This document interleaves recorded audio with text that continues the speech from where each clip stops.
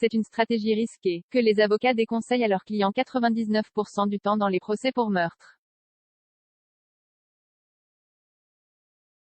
Mais mercredi, Kyle Rittenhouse, l'ex-lycéen jugé pour avoir tué 2 manifestants et blessé un troisième à Kenosha, lors des manifestations émaillées de violence de l'été 2020, a choisi de témoigner.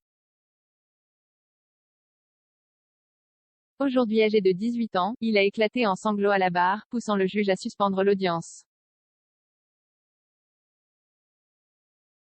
À son retour, il l'a assuré au jury, « Je n'ai rien fait de mal. Je me suis défendu. » Le 23 août 2020, un policier tire plusieurs balles dans le dos de Jacob Blake, à Kenosha, le laissant paralysé des jambes.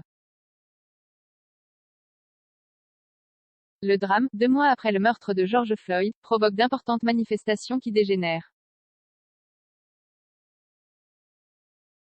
2 jours plus tard, Kyle Rittenhouse, 17 ans, qui habite dans le Michigan, fait une quarantaine de kilomètres en voiture et se rend à Kenosha pour, affirme-t-il, aider à protéger les commerces locaux des pillages. Poursuivi par un manifestant, il ouvre le feu à bout portant et tue à Joseph Rosenbaum. Quelques minutes plus tard, pris en chasse par un groupe qui crie, selon des vidéos, « Chopez-le, tabassez-le », il tue Anthony Hubert, qui venait de lui porter un coup avec un skateboard.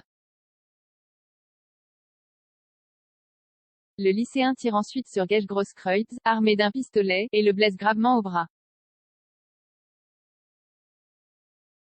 Risque de perpétuité en cas de condamnation. Kyle Rittenhouse doit répondre de 6 charges, notamment, homicide intentionnel au premier degré, équivalent à un meurtre dans le Wisconsin, passible de la perpétuité, homicide par imprudence, passible de 60 ans de prison, et tentative de meurtre, 60 ans également. Ses avocats affirment qu'il a agi en état de légitime défense. Ils ont marqué des points lundi quand Gage Grosskreutz a reconnu avoir pointé, le premier son arme en direction du lycéen, qui a alors fait feu. Mais selon les procureurs, Kyle Rittenhouse est l'agresseur initial, car il a créé une situation mortelle en voulant jouer les justiciers avec un fusil semi-automatique prêté illégalement par un ami majeur. Les débats se poursuivaient mercredi après-midi, après un échange tendu entre le juge et un des procureurs, qui a tenté d'évoquer un incident survenu 2 semaines avant, ce que le juge avait interdit. Dans la foulée, les avocats de la défense ont déposé une motion pour faire annuler le procès, estimant que le procureur avait franchi une ligne rouge.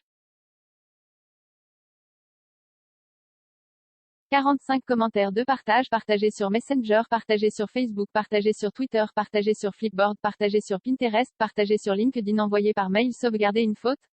Imprimé.